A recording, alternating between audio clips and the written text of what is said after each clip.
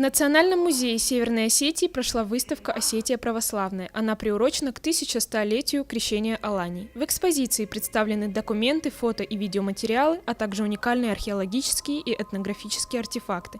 Они взяты из фондов Национального музея. Экспонаты раскрывают историю зарождения и развития христианства в республике. В рамках выставки прошел круглый стол. Историки, священники и искусствоведы обсудили идеи взаимодействия православной церкви и музеев. Очень много проблем у музея бывает, например, с атрибутикой каких-то предметов. Это на помощь к нам, конечно же, идет церковь и сотрудники церкви.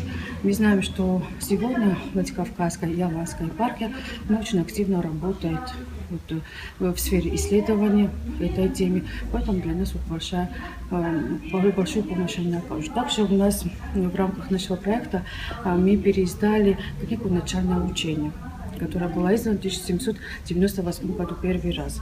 А вот сегодня мы вот такое небольшое репродуктивное издание, как вы сделали наши книги. И сегодня делаем тоже вот такую презентацию.